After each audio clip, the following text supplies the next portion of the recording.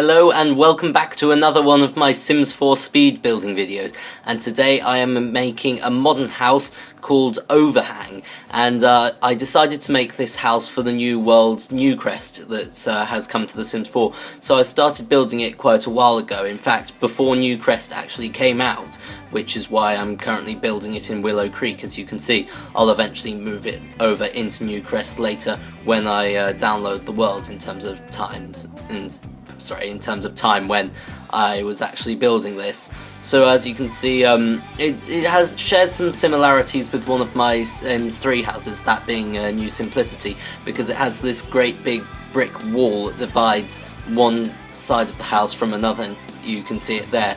And I wanted to try and get it to rise above the rest of the house, like my New Simplicity house's brick wall does, but I couldn't really do it in The Sims 4 because we don't have constrained floor elevation or anything that looks like it. So for instance, half walls, we don't have those, only that non-recolorable one. So in the end I decided to just keep it at the same height as the rest of the roof and put a fence in to do it. So the reason why I decided to call this house Overhang was I was looking for a name, and I decided to name it after what I decided to be the main inspiration for this house, which was that the back living room has a slight overhang over the floor below and a slight overhang over the swimming pool, and although it is slight, I'd say it is still an overhang and worthy of being the name for this house, and I think it's a really good effect which made this house look really good too. I just sort of started building this house on the whim without any forward planning like I do with most of my other houses, and I'm really happy with how it turned out. It's just become one of my new favourite houses, and you'll see why I like it in the upcoming screenshots. So here you can see I am doing the walls for the downstairs floor. This is something unique about this house, and that's that all the sort of living space is actually on the upper floor and the bedrooms are on the lower floor, so in order to get to the living space you'll have to go through a hall and up the stairs, and then when it becomes nighttime you go downstairs to the bedrooms. So there are 2 bedrooms in this house. There is technically 3, but I didn't furnish the third one because I didn't know how I wanted to furnish it, so I decided if anyone downloads this house they can furnish that bedroom to make it more suited towards their Sims that they are currently playing, or just put in that house. So I think now is almost when I move over into New Crest. I'm just moving the house forward on the lot slightly so that I can get a back garden here and have a terrace for a pool. Putting in lots of fences here. I once again went for the simplistic garden decorations. I discovered that these bamboo poles are really good for simplistic garden decoration, and I also decided to put the grass tiled the grass pattern floor tile around this house, which I will remove later, but at that time I for some reason decided it was a good idea, possibly because I liked the clean edge that it gave, but that will change later.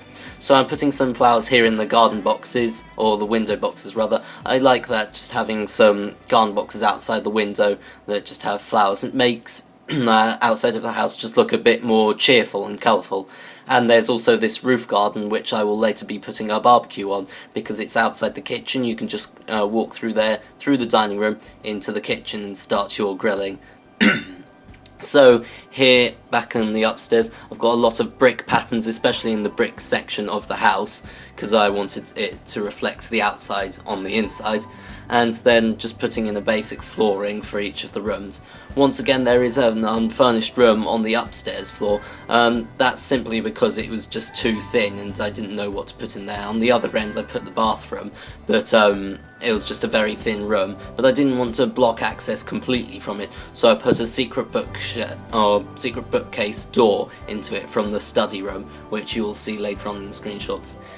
Moving on to the furnishing here, I am doing the living room. I decided to go with a green theme for it, and I was once again very happy because I managed to get one of those large The Sims 4 rugs into this room in the main living area, so that made me happy. going on to furnishing the kitchen very shortly, and you don't actually see me furnishing the kitchen because there was an error with the video. I'm not quite sure what's happened, but I apologise for that. But you will see screenshots of it later, and you can see how it turns out. There's a quick view of it. I'm just putting the last pieces of decoration in there.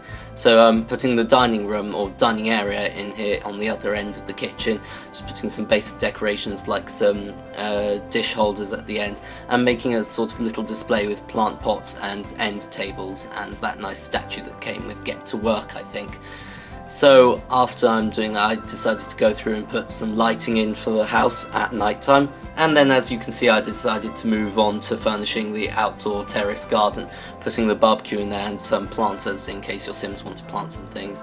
Just doing a little bit of decoration on the hall outside because I decided it needed something, otherwise it would just look bland and boring, and so I decided to put those sort of toys on the side there, and I think they work well as sort of like collector's items decorations rather than toys, so I put them on sort of tables and ends of places in my Sims 4 houses, and they look very good. There you can see the secret bookcase door I was talking about, and it's quite hard to make it match with the rest of the room as Sims 4 bookcases all come in different colours and we don't have a colour wheel, just swatches at the moment, which is still very annoying. I also decided to put a workout machine in the study room because at my house we have, I think it's a exercise bike in our study, and they don't have them in the Sims 4, so I decided to put that weightlifting machine in there because it's almost like a skill building room in the Sims 4. So moving on downstairs to the bedroom area, I put in a little relaxation area here with a TV and an audio thing, or audio player, that's the word, and just made this a nice cozy place to hang out, maybe before bedtime or just throughout the day if you're feeling lazy and don't particularly want to go upstairs. So also very soon you'll see me moving on to the bedrooms. I'm just putting some other things in the hall here, like a coat hanger, yes, a coat hook, that's probably a better word, and some bookcases and shoe racks in the hall, just so you can store them there when you're not in the house. And I really like these decorations for The Sims 4, but I think there should be a bit more variation in them, maybe some modern coat hooks or coat hangers, I keep on forgetting that word for some reason, and but I like the shoe racks and they're very good. It's something that The Sims 4 needs though. It's a lot more sort of miscellaneous decoration that you can just add, lots more clutter, because they do have a clutter category in The Sims 4. So they just need to get on with making more clutter objects for the game. So as you can see, I'm furnishing the downstairs bathroom here. This bathroom is quite large, so I was trying to find lots of stuff that I could put in it. And it does, The Sims 4 does have a good amount of bathroom objects, so I was able to fill it quite easily. But I quite find that in The Sims 4 that there's a lot of open space in some rooms that I just don't know how to fill, and that's why the clutter objects would be so good.